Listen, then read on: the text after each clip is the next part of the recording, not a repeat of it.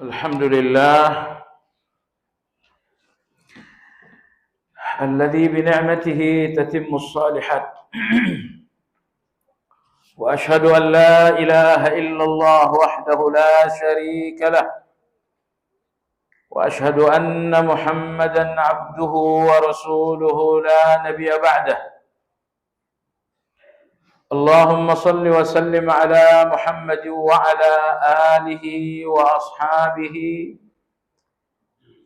wa man ihtada bihadyihi ila yaumiddin.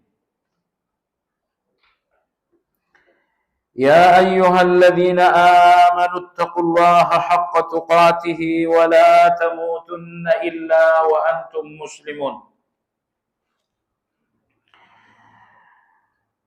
Kaum muslimin wal muslimat rahimakumullah. Kajian Madarijus Salikin hari ini masih melanjutkan pembahasan dalam judul Yaqzah, yang artinya kesadaran. Orang yang sadar itu berarti tiga. Kalau tidak ada tiga hal ini, tidak dinamakan seseorang sadar. Sadar yang pertama adalah sadar nikmat-nikmat Allah. Sadar yang kedua adalah sadar dosa-dosa diri. Sadar yang ketiga adalah sadar masa lalu yang penuh dengan kelebihan-kelebihan dan kekurangan-kekurangan. Kelebihan maksudnya hal-hal yang berlebih-lebihan dan hal yang kurang-kurang. Pekan lalu kita sudah memasuki pembahasan kesadaran yang pertama, yaitu menyadari nikmat. Tidak dinamakan seseorang sadar nikmat tanpa empat hal.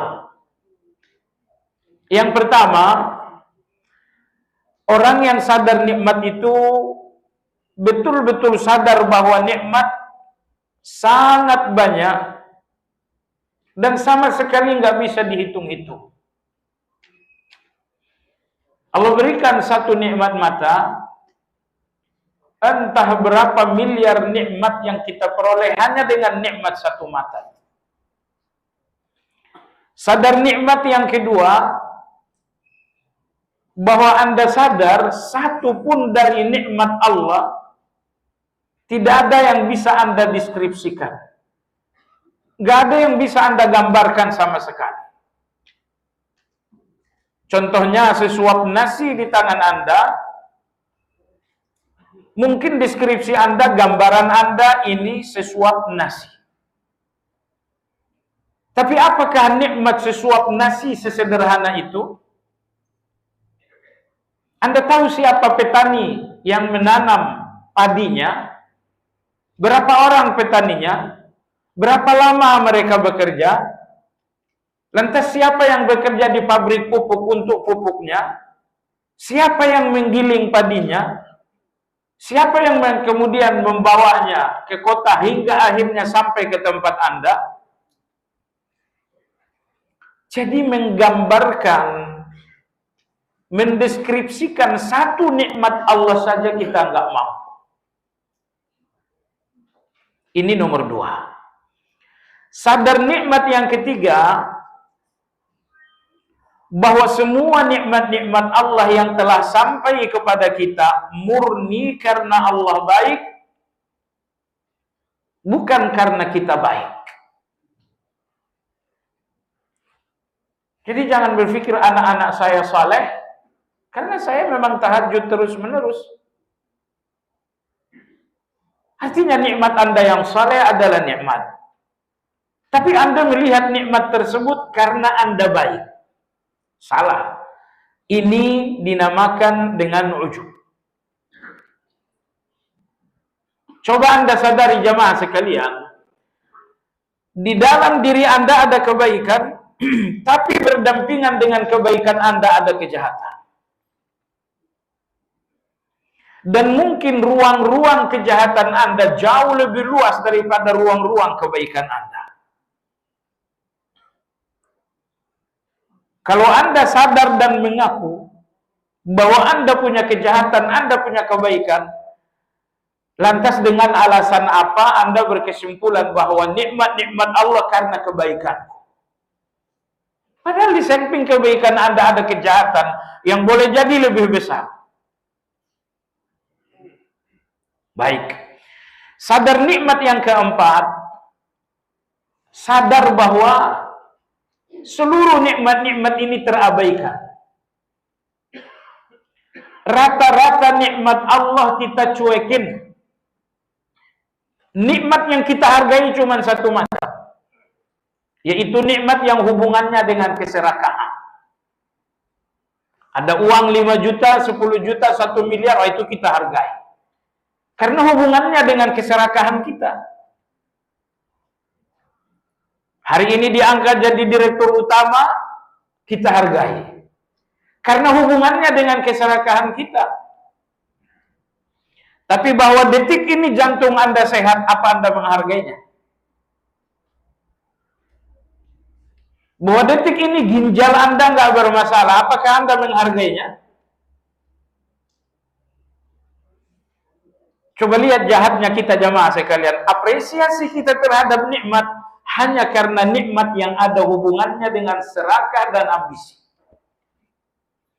Adapun nikmat-nikmat yang tidak bersambung dengan ambisi dan serakah kita, cenderung kita ambil sikap cuek, cenderung kita ambil sikap dingin. Tadi pagi saat Anda bangun, membuka mata dengan sehat, berjalan dengan sehat, Anda nggak gembira dengan nikmat itu? Nggak ada alhamdulillah untuk nikmat itu? Saya katakan jamaah sekalian, seandainya kita sadar nikmat banyak, nikmat yang penuh harga, kita akan sepakat bahwa tidak ada waktu untuk berhenti mengucapkan alhamdulillah. Dan coba perhatikan jamaah sekalian, sangat berbeda nikmat yang Anda perjuangkan dengan nikmat yang murni dari Allah. Semua nikmat dari hasil perjuangan Anda atau dari pemberian orang lain, ini semuanya bisa diganti rugi. Anda dapatkan uang misalnya, hasil perjuangan Anda, dan hilang. Itu bisa ganti rugi. Tapi satu nikmat Allah yang Allah cabut, apa ganti ruginya jamaah sekalian? Semisal Allah butakan mata seseorang, waliyahzubillah.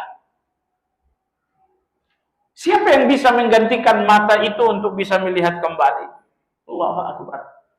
Jadi nikmat Allah yang cenderung kita abaikan, cenderung kita tidak hargai. Seandainya nikmat yang langsung dari Allah itu hilang, ternyata nggak ada yang bisa ganti. Lalu kita ambil langkah cuek kita. Sementara nikmat-nikmat yang kita ambil dengan perjuangan atau kita peroleh dari orang lain, ini semuanya kalaupun hilang dengan mudah untuk dapatkan ganti. Inilah 4 kesadaran terhadap nikmat. 3 kesadaran yang pertama kembali kepada abu'u laka bi ni'matika alayya. 1 kesadaran nikmat yang terakhir kembali kepada wa abu'u bi dzambi. Abu'u laka bi ni'matika.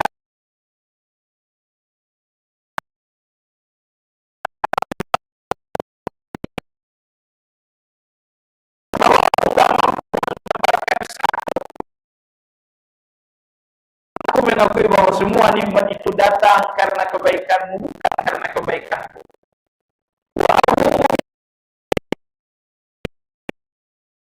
Setiap nikmat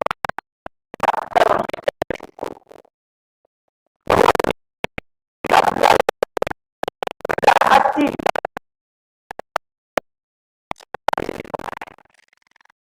Di sini penulis langsung memasuki pembahasan yang kedua, yakni kesadaran yang kedua. Padahal kesadaran yang pertama ini masih bersambung di ujung. Sambungannya adalah kiat menyadari nikmat Allah. Itu ada di ujung. Nah, maka dalam rangkuman yang telah saya kirimkan, kiat-kiat menyadari nikmat itu saya majukan supaya satu dan tidak pengulangan. Tapi nggak jadi soal jamaah sekalian, rangkuman tentu sangat bermanfaat.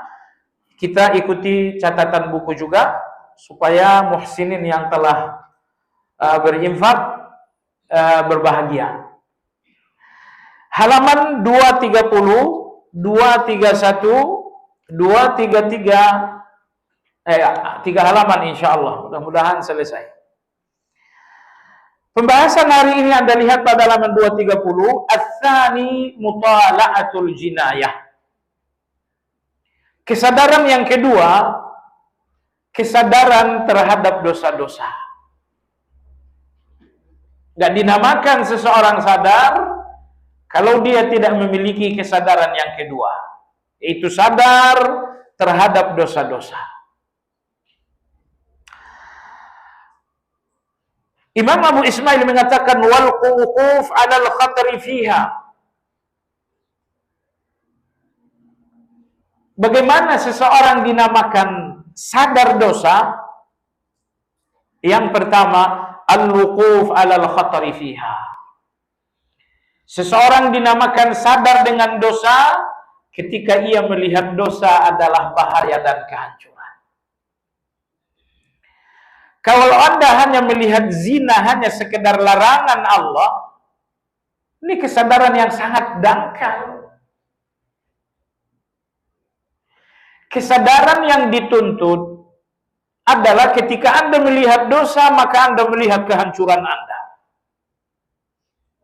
Ketika Anda melihat dosa, maka Anda lihat bahaya yang sangat luar biasa. Semisal kalau Anda melakukan satu dosa, mungkin keluargaku nanti akan berantakan. Ini kalau saya melakukan dosa, bisa jadi bisnisku nanti akan hancur.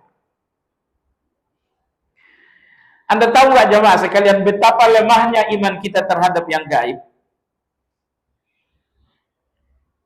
Seandainya ganjaran atas ibadah atau ganjaran atas dosa Anda berupa materi, itu pun cash, pasti Anda menjadi orang baik. Misalnya selesai Anda sholat, Assalamualaikum, Wassalamualaikum, tiba-tiba 50 juta depan Anda. Tidak mungkin ada orang yang ada. Ketika ganjaran sholat itu materi dan bersifat cash. Atau sebaliknya, ketika balasan dosa itu cash, misalnya begitu Anda berdusta, langsung mata Anda sebelah buta.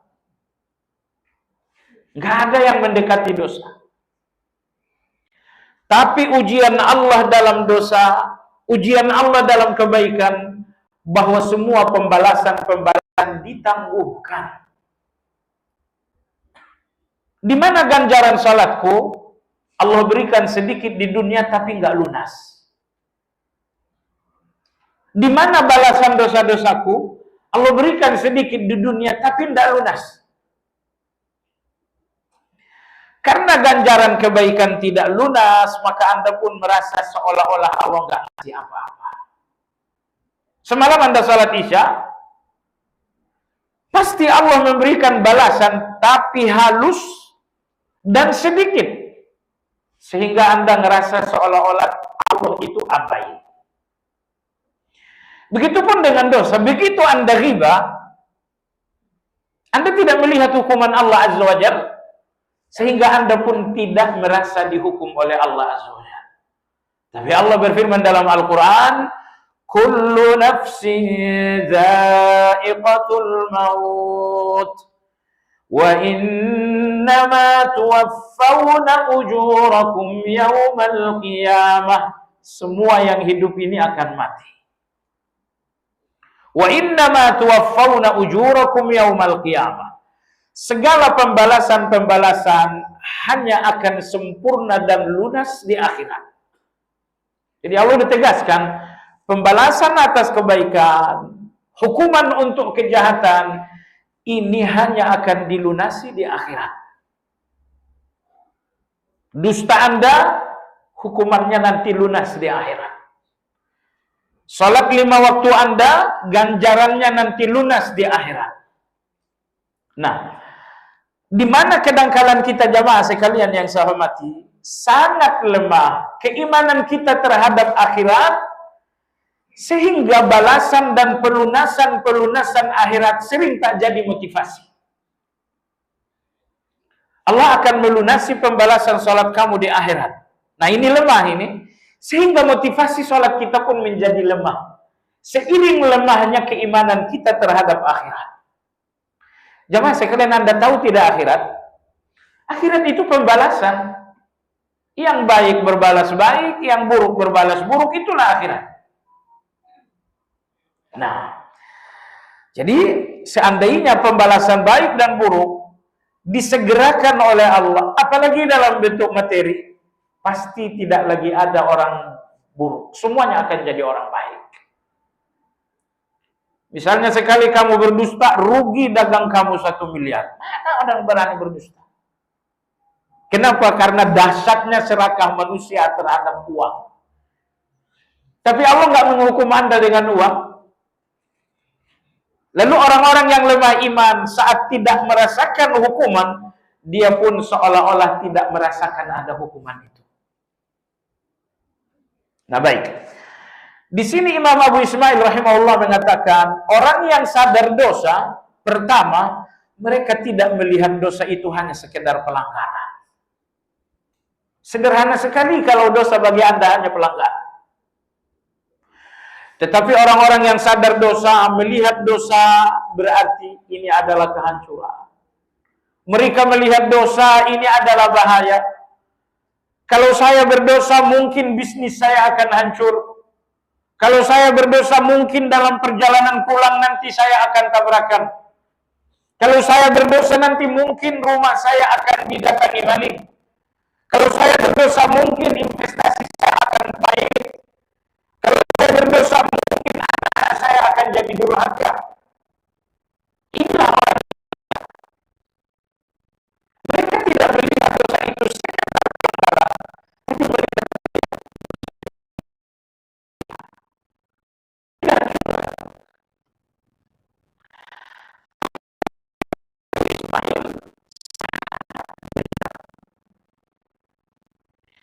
semua bahaya kehancuran, semua adalah karena dosa. Semuanya karena dosa jamaah sekalian. Lama kasabat alaiha maktasabat. Kalian akan diuntungkan dengan kebaikan kalian, dan kalian akan dirugikan oleh kejahatan kalian sendiri. Kejahatan itu tidak pernah memberi untung, selalu memberikan kerugian. Anak yang bandel, istri yang setiap hari minta cerai, bisnis yang nggak pernah berhasil, kesulitan yang nggak pernah selesai. Dosa jemaah sekalian. Jadi dibalik semua malapetaka hidup Anda, lakukan evaluasi. Jujurkan hati ini agar kacamata Anda bening. Kalau hati tidak jujur, kacamata Anda melihat dosa itu buram. Tapi ketika Anda jujurkan hati untuk memandang dan berevaluasi, akan nampaklah dosa ini Allah. Ingat jemaah sekalian, dosa Anda dengan orang tua belum selesai sampai sekarang. Banyak dosa Anda kepada orang tua yang belum rasa-rasanya Anda taubat. Baik jemaah sekalian, ini nomor 1. Orang yang sadar dosa, mereka melihat dosa bukan sekedarlah pelanggaran, tapi mereka melihat dosa adalah sebuah bahaya. Mereka melihat dosa adalah sebuah kehancuran. Jemaah sekalian yang saya hormati, Allah Subhanahu wa taala dalam surat Al-Kahfi ayat 57 sangat mencela orang-orang yang lupa dosa. Allah mencela orang-orang yang lupa dosa. Surat Al-Kahfi ayat keberapa? Ayat 57. Allah Subhanahu wa taala berfirman, "Wa man adlam mimman dzukira bi ayati rabbih thumma a'rada anha wa nasiya ma qaddamat yadah. Siapakah orang yang lebih zalim dari seseorang yang diperingatkan dengan ayat dan kebenaran lalu berpaling? Wa nasiya ma qaddamat yadah. Orang terzalim kedua, nasiya ma qaddamat yadah, lupa dengan dosa-dosa yang berlalu. Jadi dalam ayat 57, yarhamukallah. Pada ayat 57 surat Al-Kahfi, dua orang yang paling zalim kata Allah. Seseorang yang diperingatkan dengan kebenaran lalu berpaling. Manusia yang paling zalim itu. Manusia paling zalim yang kedua, wa nasiya ma qaddamat yadah. Seseorang yang lupa dengan dosa-dosa masa lalu. Jemaah sekalian, ini perjalanan sudah lama sekali. Dosa-dosa yang diingat cuman sesendok, padahal dosa yang dilupa lautan gak bertepi. Bagaimana Anda akan selamat, jemaah sekalian? Soal dosa bukan sesederhana yang kita bayangkan hanya pelanggaran. Tapi soal dosa adalah soal keselamatan Anda dunia dan akhirat. Imam Hasanul Basri rahimahullah mengatakan, wahai anak Adam, dosamu adalah darah dan daging. Darah dan dagingmu akan selamat dari neraka kalau kau tidak berdosa.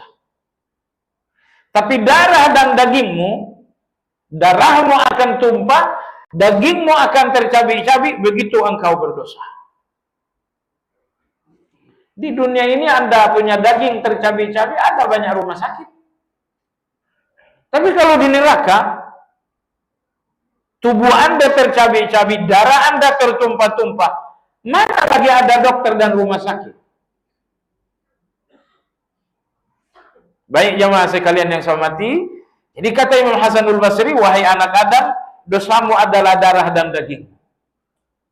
Selamatlah darah dan dagingmu dari neraka kalau kau hindari dosa. Tapi kalau kau terus bermain-main dengan dosa, darahmu akan tumpah, dagingmu akan tercabik-cabik oleh neraka. Selamatkan darah dan dagingmu dengan menghindari dosa. Jemaah sekalian, kalau Anda bertanya apa saja bahaya dosa, Imam Ibnu Qayyim memberikan Anda jawaban ini dalam kitab Ad-Da'wah. Beliau menyebutkan lebih dari 70 bahaya yang sangat buruk di balik dosa. Tapi bahaya-bahaya itu semuanya yang paling ringan adalah bahaya-bahaya lahiriah. Disebabkan karena dosa, tiba-tiba tabrakan. Disebabkan dosa, tiba-tiba motor hilang. Disebabkan dosa, tiba-tiba rumah tangga bercerai. Ini semuanya bahaya dosa yang sangat ringan.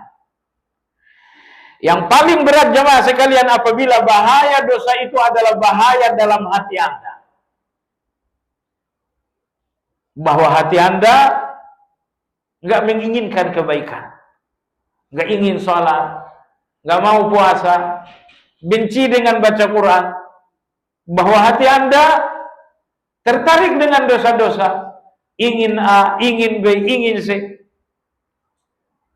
bahwa di dalam hati Anda terdapat rasa takut yang luar biasa, bahwa dalam hati Anda ada gelisah yang sangat luar biasa, bahwa hati Anda tidak diberikan Allah ketenangan sama sekali.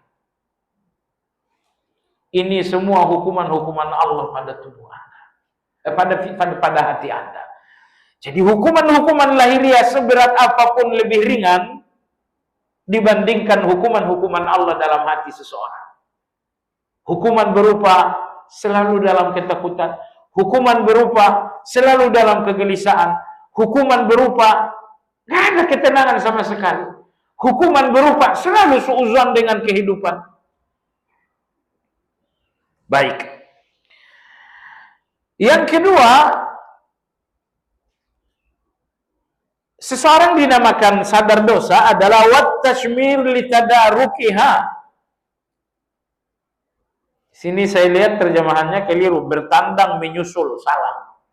Yang dimaksud tashmir adalah sungguh-sungguh. Orang yang sadar dosa itu nomor 2 adalah at-tashmir li tadarukiha.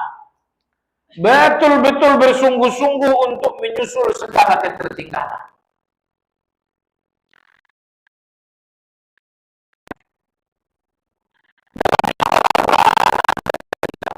Dalam khusyuk melakukan salat, dalam zikir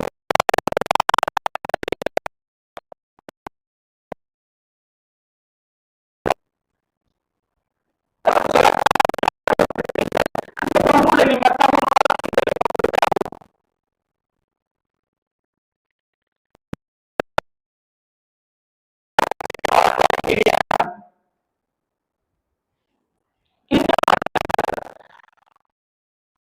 dengan kesungguhan untuk mengejar segala ketertinggalan. Mereka bersungguh-sungguh untuk mengejar dan menyusul segala keterlambatan. Ada ketertinggalan yang mesti Anda kejar. Ada keterlambatan yang mesti Anda susul. Kesungguhan Anda untuk 2 hal ini, menyusul ketertinggalan, mengejar keterlambatan, ini dinamakan dengan kesadaran dosa. Kesadaran dosa yang kedua, saat Anda punya kesungguhan mengejar ketertinggalan. Apa ketertinggalan Anda? Lihat orang baik, agar Anda tahu apa yang tertinggal. Dan jangan lihat orang baik di akhir zaman ini. Manusia akhir zaman, siapapun orangnya, adalah orang-orang yang terombang-ambing dengan fitnah. Kalau Anda mau melihat apa ketertinggalan Anda, lihatlah para sahabat. Atau setidaknya turun satu level, lihatlah para tabi'in. Bagaimana salat malam mereka, bagaimana baca Quran mereka, bagaimana zikir mereka. Lihat mereka agar Anda tahu saya sudah tertinggal jauh. Seringkali Anda dangkal karena standar Anda yang dangkal. Kalau standar saya akan dangkal seiring dangkalnya Anda. Tapi kalau saya ingin menjadi dalam, saya harus mencari standar-standar yang dalam. Misalnya, standar saya dalam salat malam siapa? Oh, standar saya adalah Fudail bin Iyad. Itu standar yang sangat dalam itu. Dan saya nggak mungkin akan dangkal dengan standar yang dalam. Baik, standar Anda dalam baca Quran siapa? Utsman bin Affan. Itu standar yang sangat dalam. Jadi, di antara penyakit kita jamaah sekalian, selalu mencari standar amal dari orang-orang yang sesungguhnya dangkal dalam beramal, yaitu manusia akhir zaman ini. Maka Ibnu Mas'ud radhiyallahu anhu berkata, "Man kana minkum mustannan falyastanna biman qad mat." Siapa di antara kalian yang ingin mengambil contoh, ambillah contoh dari yang telah wafat. Rasulullah sallallahu alaihi wasallam dan para sahabat. Itu standar Anda jamaah sekalian. Saya, dia, mereka, siapapun mereka bukan standar Anda. Syekh Fulan yang dari Madinah bukan standar Anda. Standar Anda adalah standar yang sangat dalam. Rasulullah sallallahu alaihi wasallam atau sahabat atau tabi'in, ini standar. Maka Nabi bersabda, khairun nas qarni, thumma alladhina yalunahum, thumma alladhina yalunahum. Manusia terbaik mereka yang hidup segenerasi dengan aku. Manusia terbaik yang kedua adalah tabi'in. Manusia terbaik yang ketiga adalah tabi'in. Nabi rekomendasikan mereka karena mereka yang seharusnya standar Anda. Jadi kalau Anda lihat Syekh Fulan, ini bukan standar saya nih. Standar saya Utsman bin Affan. Anda lihat Ustaz Fulan, enggak, ini bukan standar saya. Standar saya adalah Abu Hurairah radhiyallahu anhu. Baik jemaah sekalian yang saya hormati, wat tashmir li tadarukiha. Sungguh-sungguhlah untuk menyusul segala ketertinggalan. Anda tertinggal jauh. Subhanallah jemaah sekalian. Seorang sahabat usianya dalam Islam 6 tahun. Beliau adalah Sa'ad bin Mu'adz radhiyallahu taala. Beliau masuk Islam hari ini 6 tahun kemudian meninggal dunia. Intinya usia beliau dalam Islam hanya 6 tahun. Tapi Masya Allah jamaah sekalian, ketika beliau wafat, 70.000 malaikat turun datang melayang. Ketika jenazah beliau diletakkan di liang lahat, Madinah mengalami gempa beberapa kali. Sahabat bertanya, Rasulullah, ini gempa apa? Tidak biasa-biasanya. Kata Nabi SAW, ihtazza arsyur rahman limauti Sa'ad. Singgasana Allah bergetar atas kematian Sa'ad. Coba Anda renungkan, sampai singgasana Allah bergetar atas kematian laki-laki ini. 70.000 malaikat turun menghadiri prosesi layat dan salat jenazah. Padahal Sa'ad bin Mu'adz radhiyallahu anhu usianya dalam Islam hanya 6 tahun, nggak lebih jemaah sekalian. Tapi jemaah sekalian, ketika terjadi perang Badar, beliau memperlihatkan kejujuran kepada Allah dan Rasulullah sallallahu alaihi wasallam. Anda tahu aslinya perang Badar adalah untuk mencegat kafilah dagang. Nggak ada rencana perang. Rencana awal hanya mencegat kafilah dagang Quraisy di satu kawasan bernama Badar. Ada 2 Badar, Badar Sughra dan Badar Kubra. Dan ini Badar Kubra. Sehingga karena tidak ada rencana perang, sahabat-sahabat pun tidak bawa banyak senjata. Cuman bawa golok, nggak sempat bawa AK-47. Semua hanya membawa senjata yang sangat sederhana. Misinya cuma melakukan pencegatan saja, bukan perang. Tapi qadarullah, sampai di Badar rencana berubah menjadi rencana B. Kalian harus berperang. Nabi SAW berbicara dengan muhajirin. Wahai muhajirin, Allah merubah rencana. Kita harus berperang. Abu Bakar, orang-orang muhajirin mengatakan, ya Rasulullah, ambil pilihanmu dan kami tidak akan lari. Tapi berapa orang muhajirin? Hanya sedikit. Dan Nabi tidak dapatkan jawaban dari orang Ansar. Dan mereka lah yang hadir sangat banyak. Maka Nabi bertanya kepada tokoh Ansar, yaitu Sa'ad bin Mu'adz radhiyallahu anhu. Nabi berkata, wahai Sa'ad, janjikan saya dari awal bahwa kita hanya mencegah. Dan Allah mengubah rencana bahwa kita harus berperang.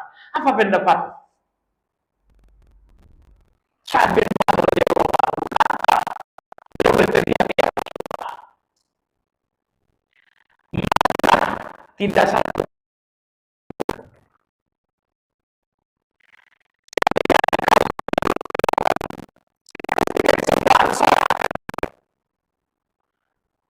kalau orang Arab dalam saat ini.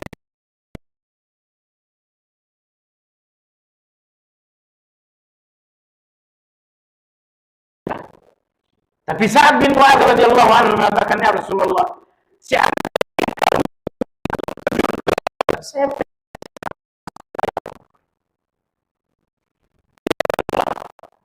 ambil apa yang kau suka.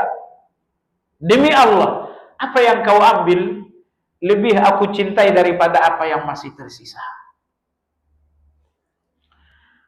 Beliau menyampaikan orasi panjang lebar untuk kesungguhannya kepada Rasulullah SAW.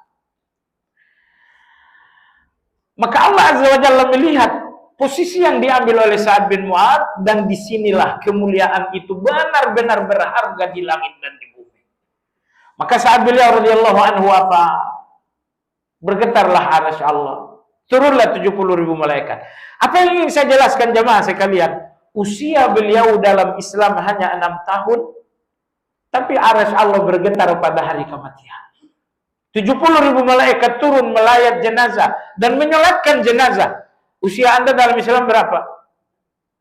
Usia Anda dalam Islam 70 tahun, 60 tahun, 40 tahun. Anda mengalahkan usia Sa'ad dalam Islam, tapi dia mengalahkan Anda dengan Islam, bukan dengan usia. Anda mengalahkan dia dengan usia Anda, benar. Usia Anda dalam Islam 70, dia cuma 6 tahun. Tapi dia mengalahkan Anda bukan dengan usianya, tapi dengan tapi dengan amalnya. Baik, kembali lagi yang kedua, orang-orang yang sadar dosa, kata Imam Ibnu Qayyim rahimahullahu taala, adalah orang-orang yang terus berlari mengejar ketertinggalan. Mereka adalah orang yang bangkit dengan kesungguhan untuk menyusul segala keterlambatan-keterlambatan. Tapi apa keterlambatan Anda? Apa ketertinggalan Anda? Cari jawabannya pada orang-orang yang direkomendasikan Nabi menjadi standar bagi Anda, yaitu sahabat, tabi'in, dan tabi'it tabi'in. Anda nggak boleh dangkal karena standar Anda yang dangkal. Tapi harus menjadi seorang yang dalam, dan Anda butuh standar yang dalam, yaitu para sahabat, yaitu para tabi'in. Nomor 3, seseorang dinamakan sadar dosa, kata Imam Abu Ismail rahimahullahu ta'ala, وَالتَّخَلُّسُ مِنْ رِقِّهَا, melepaskan diri dari perbudakannya. Ini kurang tepat juga. Yang betul adalah وَالتَّخَلُّسُ مِنْ رِقِّهَا, melepaskan diri dari tawanan dan ikatan-ikatan dosa. Allahu Akbar. Dosa yang pernah Anda lakukan bertahun-tahun, sampai hari ini masih menawan Anda. Dosa yang Anda lakukan mungkin berdarah daging. Anda rasakanlah bahwa ikatan-ikatan dosa itu belum lepas? Baik. Dosa yang pernah Anda lakukan dan sampai hari ini Anda masih selalu ingat dan menostalgiakannya dengan rasa bahagia, ini ikatan dosa. Ini ikatan dosa. Maksiat yang pernah Anda lakukan beberapa tahun lalu, namun hari ini masih ada rasa ingin, ini ikatan dosa. Rasa ingin Anda terhadap dosa yang telah berlalu, rasa nikmat Anda dengan dosa yang pernah Anda laksanakan, inilah ikatan-ikatan dosa yang belum lepas. Karena jamaah sekalian, bukti bahwa dosa masa lalu Anda telah lepas, ikatan-ikatannya telah lepas, bahwa hari ini Anda melihat dosa itu dengan rasa benci. Anda melihat dosa itu dengan rasa marah. Anda melihat dosa itu dengan rasa marah. Puluhan tahun lalu saat Anda remaja, Anda pun jatuh hanyut dalam satu cinta bernama cinta monyet. Bagaimana hari ini Anda melihat situasi dosa itu? Kalau Anda masih melihatnya dengan pandangan nostalgia, Anda melihatnya sebagai satu kenangan, apalagi Anda sesekali masih menikmatinya, apalagi Anda kadang-kadang masih ingin berjumpa dengan orang-orangnya, ini semuanya ikatan-ikatan dosa yang belum lepas. Ini ikatan-ikatan dosa yang belum lepas. Kapan ikatan-ikatan dosa itu telah lepas? Apabila dosa-dosa itu hari ini menjadi kebencian.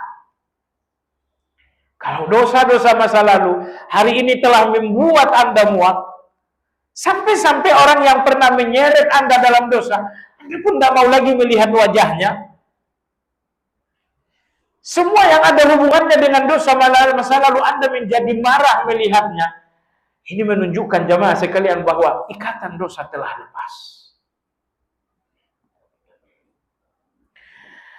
Sebagian ulama ditanya, kapan sesungguhnya seseorang telah tegak di atas taubatan nasuh? Beliau mengatakan, apabila dosa masa lalu hari ini sangat memuakkan bagimu, sangat membuatmu marah besar, saat itulah engkau telah berdiri di atas taubatan nasuh. Jadi dosa-dosa dosa masa lalu yang hari ini belum menjadi kebencian dan muak Anda, taubatan nasuh Anda adalah taubatan nasuh yang abal-abal. Taubat Anda taubat abal-abal. Allahu Akbar. Mana dalilnya? Ini kayaknya luar biasa. Allah berfirman dalam surat Al-Hujurat. Allah Subhanahu wa taala berfirman, "Walakin Allah habbaba ilaikumul iman wa zayyanahu fi qulubikum wa karraha ilaikumul kufra wal fusuqa wal isyan ulaika humur rasyidun. Apabila orang rasyidun telah mendapat hidayah dari Allah Azza wa Jalla, kapan Anda dinamakan dapat hidayah? Dua hal. Habbaba ilaikumul iman wa zayyanahu fi qulubikum. Ini yang pertama. Ketika Anda melihat setiap kebaikan dengan rasa cinta. Nomor dua, Anda melihat kebaikan sebagai perhiasan. Karena kebaikan itu lahiriah dan batiniah. Anda melihat kebaikan adalah perhiasan lahiriah dan cinta batiniah. Ini salat, itulah cinta Anda. Dan itu pula perhiasan Anda. Anda nggak berhias dengan baju yang bagus. Anda nggak berhias dengan minyak wangi yang luar biasa. Kebaikan ini cukup jadi perhiasan. Ini nomor dua. Jadi Anda melihat setiap kebaikan dengan pandangan cinta. Dan Anda melihat setiap kebaikan adalah perhiasan. Dua ini nggak terpisah biasanya. Cinta dan hias itu nggak terpisah. Saat Anda cinta, Anda akan berhias. Baik. Yang kedua, seseorang dinamakan ar-rasyidun. Seseorang dinamakan mendapatkan hidayah. Yang kedua, wa karraha ilaikumul kufra wal fusuq wal isyan. Ketika kufur, fasik, maksiat, ketika Anda melihatnya dengan pandangan benci. Anda lihat dusta, Anda lihat dengan pandangan benci. Anda lihat dosa masa lalu, Anda lihat dengan pandangan marah. Allah berfirman, kalau dosa-dosa telah nampak dengan pandangan marah, dan kebaikan-kebaikan telah nampak dengan pandangan cinta, Allah berfirman, ulaika humur rasyidun. Kalian telah sampai di atas hidayah. Taubat ini hidayah, salat itu hidayah, dan lain-lain. Anda benar-benar telah sampai kepada inti hidayah dengan dua hal tersebut. Saat Anda memandang dosa dengan benci, dan Anda memandang kebaikan dengan pandangan cinta, ar-rasyidun, Anda dinamakan orang-orang yang hidayah. Baik jemaah sekalian yang saya hormati, apa yang dijelaskan penulis pada poin yang ketiga ini sangat serius. Bahwa Anda harus lepaskan segala ikatan-ikatan dosa masa lalu. Saya ulangi sekali lagi, dosa masa lalu yang hari ini masih jadi keinginan, dosa masa lalu yang hari ini masih Anda rindukan, dosa masa lalu yang hari ini sesekali masih ternikmati dengan bentuk nostalgia, ini semuanya kangen Anda dengan dosa itu, rindu Anda dengan dosa itu. Ini menunjukkan bahwa ikatan-ikatannya belum lepas. Anda melepaskan dosanya, tapi ikatannya belum. Kapan ikatan itu lepas? Sekali lagi saya katakan, saat Anda melihat dosa itu dan muncullah marah. Saat Anda melihat dosa lalu muncullah benci. Bahkan pakaian-pakaian Anda saat berdosa, Anda pun tidak mau lagi Anda berikan kepada orang lain.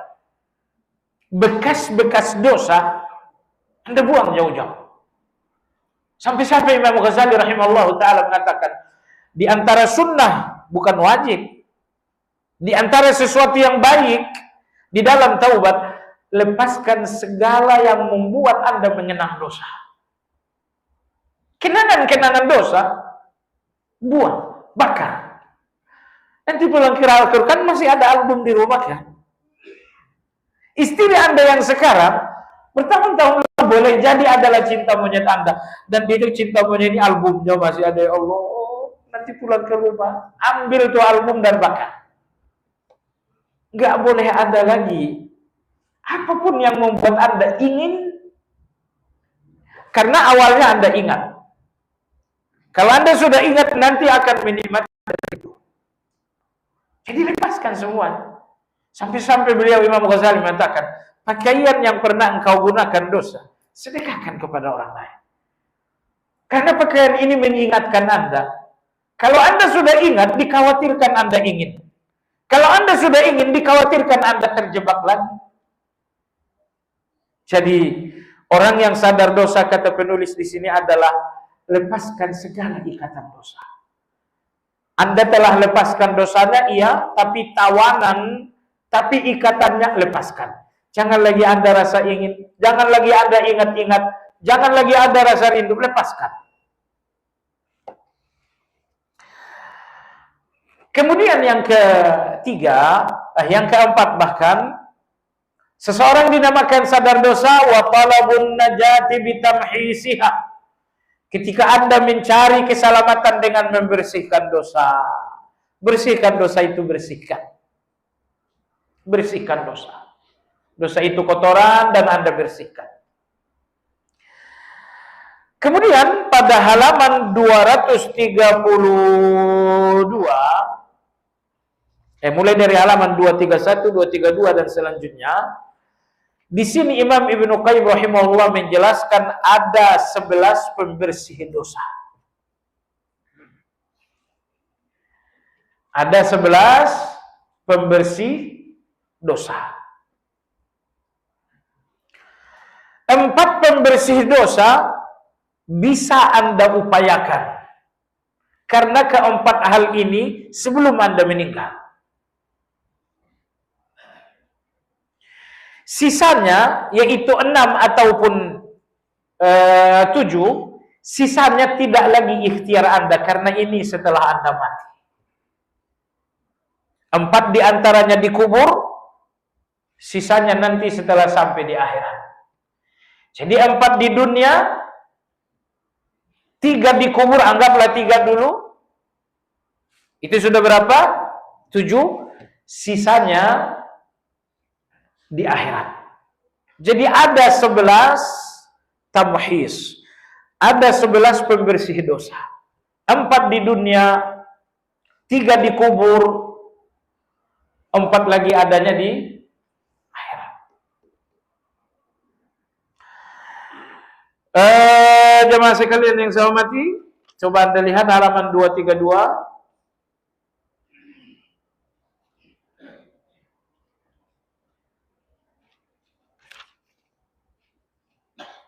Enggak, halaman 231 dulu, alinea paling atas.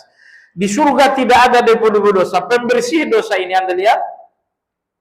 Kalau di ruang kuman dengan mudah. Coba lihat di buku, pembersih dosa ini, kata beliau, di dunia dengan 4 cara. Ini 4 deterjen ini. Kalau dengan 4 deterjen Anda nggak bersih, Anda butuh 3 deterjen dikubur. Sudah ditambah 3 deterjen dikubur nggak bersih juga, Anda butuh 4 deterjen di akhirat. Sudah 4 deterjen akhirat nggak bersih juga, berarti Anda harus dibersihkan dengan neraka. Anda harus dibersihkan dengan neraka. 11 pembersih tetap nggak membuat Anda bersih. Yang ke-12 adalah terakhir. Di surga nggak ada orang yang kotor. Di surga tidak ada orang yang kotor. Ayat 73 surat Az-Zumar, Anda lihat halaman 231. Allah Subhanahu wa taala berfirman, kata Allah Subhanahu wa taala, "Salamun alaikum tibtum fadkhuluha khalidin." Selamat untuk kalian. Tibtum di sini diartikan kebahagiaan untuk kamu, bukan kebahagiaan, tapi kalian orang-orang baik. Keselamatan untuk kalian, tibtum, kalian orang baik. Baik, iya, ucapan kalian baik, pandangan kalian baik, pendengaran kalian baik, gerak langkah, kaki dan tangan kalian baik. Yang terpenting dari itu, hati kalian baik. Tibtum, kalian adalah orang baik. Fadkhuluha khalidin, karena kalian orang baik, masuklah ke surga ini selama-lamanya. Anda lihat surat An-Nahl ayat 32, Allah Subhanahu wa taala berfirman, "Alladzina tatawaffahumul malaikatu thayyibin yaquluna salamun alaikum udkhulul jannah." Mereka adalah orang-orang yang diwafatkan dalam keadaan baik. Apa yang dimaksud keadaan baik? Ucapannya baik, pandangannya baik, pendengarannya baik, hatinya baik. Kalian yang diwafatkan malaikat dalam keadaan baik, malaikat akan berkata untuk kalian dalam hari kematian. Kata malaikat, salamun alaikum salamah. Kematian ini adalah salamun alaikum, keselamatan. Udkhulul jannah. Masuklah ke dalam surga. Baik. Jemaah sekalian yang saya hormati, perhatikan kembali 231 pembersih-pembersih dosa di dunia ini ada 4. Yang pertama adalah taubat. Yang pertama adalah taubat. Ini kita lewati karena nanti kita akan bertemu dengan pembahasan yang sangat panjang. 5 hektar. Yaitu pembahasan tentang taubat. Nah, kita lewatin saja. Pembersih yang kedua jemaah sekalian adalah istighfar, minta ampun kepada Allah Azza wa Jalla. Katakan astaghfirullah wa atubu ilaih. Katakan astaghfirullah.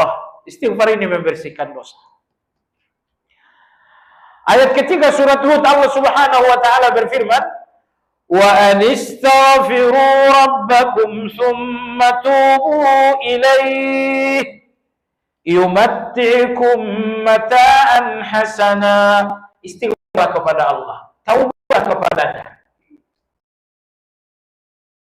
Wa atubu ilaih. Apa janji Allah? Yumatti'kum mata'an hasana. Allah akan berikan kalian kesenangan yang baik. Kesenangan yang baik, iya. Kesenangan di mana rasa takut kalian berubah jadi rasa aman. Kesenangan di mana miskin kalian berubah menjadi cukup. Kesenangan di mana gelisah dan galau kalian menjadi ketenangan. Allah janjikan Anda kesenangan. Bagaimana Anda menjemput kesenangan ini? Allah mengatakan, katakan astaghfirullah wa atubu ilaih.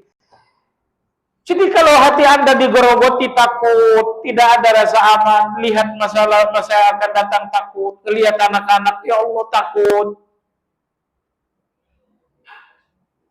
Rasa takut menunjukkan Anda nggak senang. Yang kedua, Anda hidup dalam kemiskinan yang membuat Anda susah, membuat Anda sulit. Kasihan Anda nggak senang. Yang ketiga, Anda gelisah, Anda sedih, Anda galau. Kasihan Anda nggak senang. Bagaimana Anda bisa senang jamaah sekalian? Anda ingin mengusir takut, Anda ingin melepaskan gelisah, Anda ingin miskin ini berakhir dengan kecukupan. Allah berfirman, wa anistaghfiru rabbakum tsumma tubu ilaih. Istighfar dan taubat. Istighfar, taubat, astaghfirullah wa atubu ilaih. Banyak-banyak. Insyaallah kita sebenarnya udah masuk waktu syurga, boleh ditambah dikit. Saya tambah dikit lagi. Masih dalam surat Hud ayat 52 kalau nggak salah, Allah berfirman, Nabi Hud berkata, wa ya qaum istaghfiru rabbakum thumma tubu ilaih yursilis samaa'a 'alaikum midraran wa yazidkum quwwatan ila quwwatikum. Wahai kaumku, istighfarlah kalian dan taubatlah. Astaghfirullah wa atubu ilaih. Apa janji Allah? Yursilis samaa'a 'alaikum midrara. Akan turun hujan untuk kalian. Kalau nggak turun hujan, apa gunanya uang? Mau mandi nggak ada air, mau minum nggak ada air. Mati Anda kalau nggak ada air. Uang Anda nggak ada manfaat. Apa uang Anda bisa menghasilkan air? Saya mau mandi, beli dulu Aqua ke Alfamart. Berapa uang Anda untuk terus-menerus mandi pakai Aqua? Ingat dari awal tadi saya katakan, nikmat yang Anda cari seperti uang bisa diganti kalau hilang. Tapi nikmat yang Allah kasih tanpa Anda cari nggak bisa diganti kalau hilang. Hujan ditahan oleh Allah. Allah tahan hujan 10 bulan Anda atau setahun Allah tahan hujan, sudah. Uang Anda udah nggak ada gunanya. Mobil mewah Anda kotor, baju Anda kotor, Anda bau, rumah Anda nggak terawat. Hanya karena hujan nggak turun saja. Bukan cuma penampilan Anda yang rusak, kemungkinan Anda pun ikut mati juga. Tapi Allah mengatakan tidak. Hujan akan turun tapi istighfarlah. Yang kedua kata Allah, wa yazidukum quwwatan ila quwwatikum. Allahu akbar. Kalau kalian ucapkan astagfirullah wa atubu ilaih, Allah berikan kalian kekuatan. Apa keluhan Anda? Sakit. Istighfar. Apa keluhan Anda? Meragang. Istighfar. Allah berjanji, istighfarlah, aku berikan kalian kekuatan. Kedua ayat ini dalam surat Hud sudahlah cukup menjadi motivasi bagi kita. Istighfar dan taubat, astagfirullah wa atubu ilaih, aku kembalikan kesenangan kalian. Kesenangan yang melepaskan rasa takut, kesenangan yang membuat kalian lepas dari kemiskinan, kesenangan yang membuat kalian lepas dari kegelisahan. Istighfar wa atubu ilaih. Astaghfirullah wa atubu ilaih, hujan aku turunkan, astaghfirullah wa atubu ilaih, aku berikan kalian kekuatan.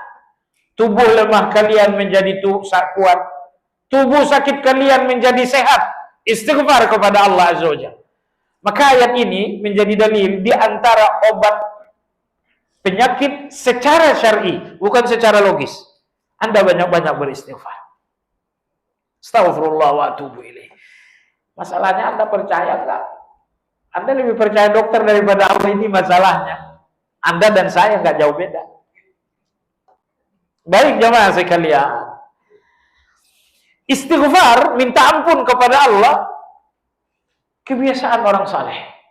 Nabi-nabi minta ampun kepada Allah. Nabi Ibrahim alaihissalam berkata, Rabbana ghafirli waliwalidayya walil mu'minina yawma yakumul hisab. Nabi Nuh, ulul azmi, minta ampun kepada Allah. Rabbi ghafirli waliwalidayya walima dakhala baytiya mu'minan walil mu'minina wal mu'minat. Nabi Musa, Nabi, Rasul, ulul azmi, kalimullah, minta ampun kepada Allah. Rabbighfirli wa li akhi wa adkhilna fi rahmatik wa anta arhamur rahimin. Ya Allah sayangnya, ya Allah ampuni aku. Ya Allah ampuni pula abangku Nabi Harun. Wa adkhilna fi rahmatik, ya Allah masukkan kami ke dalam kasih sayang-Mu. Wa anta arhamur rahimin, engkaulah yang paling penyayang. Ini nabi-nabi ulul azmi, khalilullah, kalimullah. Tapi Anda lihat jemaah sekalian, Rabbighfirli, Rabbighfir, Rabbi, minta ampun kepada Allah, kebiasaan orang-orang saleh. Kebiasaan orang-orang saleh. Ya, masih ada pembahasan tentang istighfar, insyaallah kita lanjutkan pekan besok insyaallah taala. Sampai di sini kajian hari ini, mudah-mudahan bermanfaat. Bagi Anda yang bertanya, dipersilakan. Berdalil bahwa di akhirat ada seorang hamba telah dizalimi semasa di dunia oleh orang lain, kemudian saat akan dikisas maka Allah menawarkan istana di surga beserta kenikmatannya. Asal si hamba yang dizalimi mau memaafkannya, kemudian si hamba mau memaafkannya, maka apakah dengan demikian dapat dikatakan bahwa kisos jadi tidak ada karena pada akhirnya semua hamba yang dizalimi akan berakhir dengan damai? Kisos dunia itu ada. Itu yang Anda sampaikan ini kan riwayat Imam Hakim. Bahwa Allah memanggil dua orang yang bersengketa, lalu suruh berdamai dan nggak mau. Ya Allah, sakitnya tuh di sini luar biasa bertahun-tahun. Nggak mau dia memaafkan. Akhirnya Allah nampakkan istana.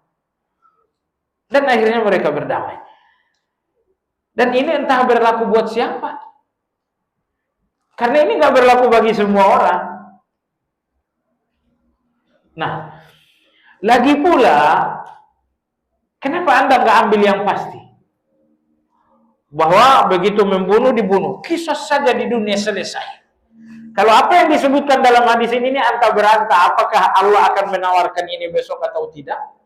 Ini entah. Tapi yang pasti dalam hal ini, bahwa Anda dikisos di dunia.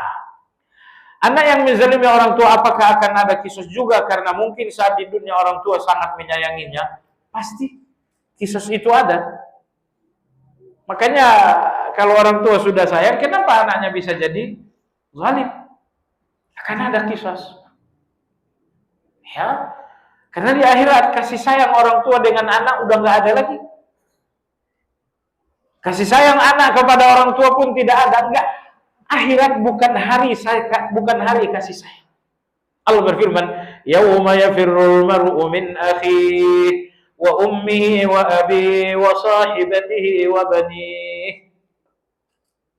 Anak lihat orang tua berlari, suami lihat istri berlari. Kalau di dunia merangkul, mendekap, enggak, nanti berlari. Kenapa berlari? Anak lihat orang tua ini bakal nuntut, bakal lari. Suami lihat suami berlari, kenapa? Ini bakal nuntut. Dalam lain Allah berfirman, "Al-akhillau yawma idzin ba'duhum li ba'din aduun illa al-muttaqin." Sahabat-sahabat akrab di dunia hari itu semuanya akan menjadi musuh. Illal muttaqin, kecuali sahabat-sahabat akrab di dunia di atas ketakwaan, maka nanti tetap jadi sahabat. Berikutnya, adakah waktu-waktunya kapan salat taubatan nasuha itu dilarang? Waktu terlarang melakukan salat, pertama jenis salatnya, yaitu salat sunnah mutlak. Adapun salat sunnah yang bukan mutlak tidak terlarang walaupun di waktu terlarang. Jadi hanya satu jenis salat yang terlarang, yaitu salat sunnah mutlak. Waktu terlarang selesai subuh sampai matahari terbenam sempurna. Selesai asar sampai matahari terbenam sempurna. Dan yang ketiga, ketika matahari berada di tengah langit. Salat sunnah taubat itu salat sunnah bukan mutlak, berarti boleh di semua waktu.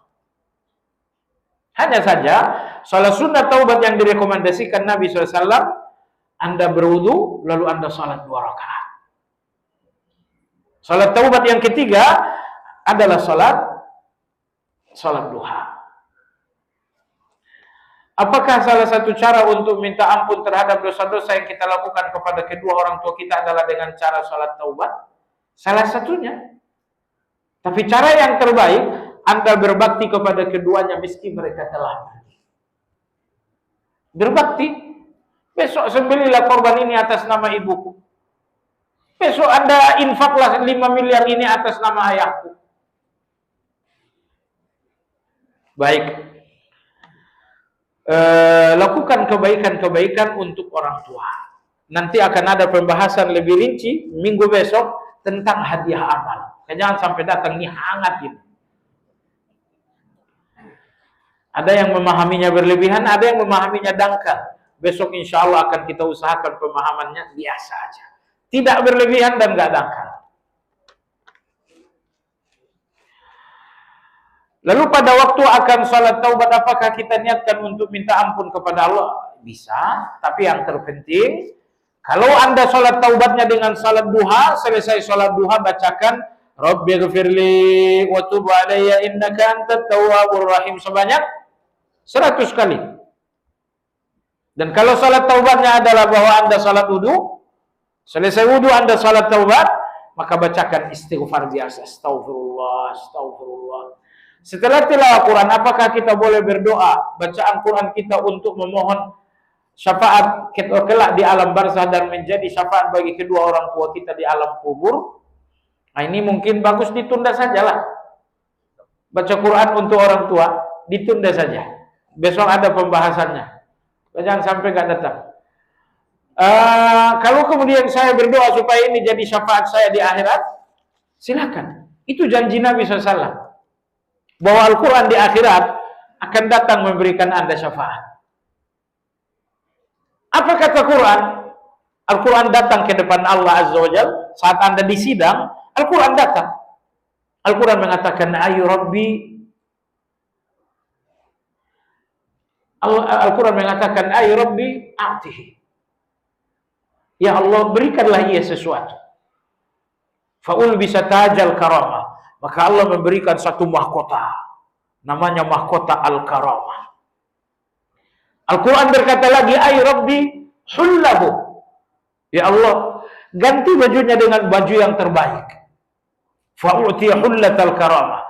Maka Allah Azza wa Jalla mendatangkan pakaian termahal untuk Anda. Pakaiannya termahal, di atas kepala Anda ada mahkota. Al-Quran berkata lagi yang ketiga, ay Rabbi irdo anhu. Ya Allah, ridolah dengan orang ini. Allah mengatakan, raditu anhu, aku ridho dengannya. Allah Akbar. Jadi teman terbaik Anda adalah teman yang sampai di depan Allah menyelamatkan Anda. Dan itu adalah Al-Quran. Ini 3 kata Al-Quran di depan Allah Azza wa Jalla. Ya Allah, berikan dia hadiah, diberikan mahkota. Al-Quran mengatakan lagi, Allah berikan dia baju, diberikan hullatul karamah. Al-Quran mengatakan, ya Allah tambahkan lagi. Allah mengatakan, aku ridho dengannya. Selesai. Kalau sudah ridho itu sudah puncak. Siapakah ibu dari Nabi Yusuf alaihi salam? Allahu Akbar. Saya nggak tahu namanya. Yang jelas Nabi Yakub salah satu istrinya adalah, kalau bahasa Indonesianya, Alia Rohali. Karena istri Nabi Yakub adalah Rahilah. Indonesia Rohali kan? Nah, apakah, ya, kalau nggak salah betul, Rahilah ini adalah ibu dari Yusuf alaihissalam. Karena Nabi Yakub memiliki istri beberapa orang. Salah satunya istri ibunya Nabi Yusuf dan Binyamin. Kalau nggak salah namanya Rahilah. Kalau nggak salah, jadi jangan dipegangi. Jawaban kalau nggak salah tuh nggak yakin. Kalau tidak salah, dan lagi pula nggak ada gunanya juga. Nggak hubungan dengan halal haram gitu kan. Tapi mungkin Anda mau menamai putri Anda, sudah namakan saja dengan Rahilah. Entah itu ibunya Yusuf, yang jelas itu istrinya Yakub alaihi wassalam. Dalam surat Yusuf dijelaskan sesedaratul riwayatnya, saudara-saudaranya dan juga ayahnya, namun tidak ada satupun riwayat mengisahkan tentang ibu Nabi Yusuf. Mengapa demikian? Al-Quran tidak pernah panjang lebar tentang kisah perempuan. Gak dikisah. Kecuali Maryam, satu-satunya nama perempuan dalam Quran cuma Maryam. Lebih 11 ayat surat An-Nur berbicara Aisyah tanpa menyebutkan nama. Di awal surat Al-Qasas Allah pun berbicara tentang Ummu Musa tanpa menyebutkan nama. Satu-satunya nama perempuan dalam Al-Quran, bahkan nama sebuah surat adalah Maryam. Kenapa demikian? Karena Maryam ini dinazarkan untuk Allah. Istri Imran mengatakan, Rabbi, inni nazartu laka ma fi batni muharraran fataqabbal minni ya Allah. Isi perutku ini nazar untukmu, muharraran, ikhlas. Maka setelah Maryam lahir, dia lepas dari orang tua dan murni ibadah kepada Allah, tidak bersentuhan lagi dengan siapapun. Karena Maryam dinazarkan untuk Allah, maka Allah sebut namanya. Kalau sekarang nggak berlaku lagi, jangan sampai Anda lahir anak lalu dinazarkan untuk Allah. Sehingga 24 jam selama 50 tahun hanya di mihrab masjid, nggak keluar-keluar. Itu hanya berlaku di zaman itu. Begitu juga dengan kisah Nabi Sulaiman. Kisah Nabi Sulaiman dengan seorang wanita. Siapa wanita itu tidak juga disebutkan Al-Quran.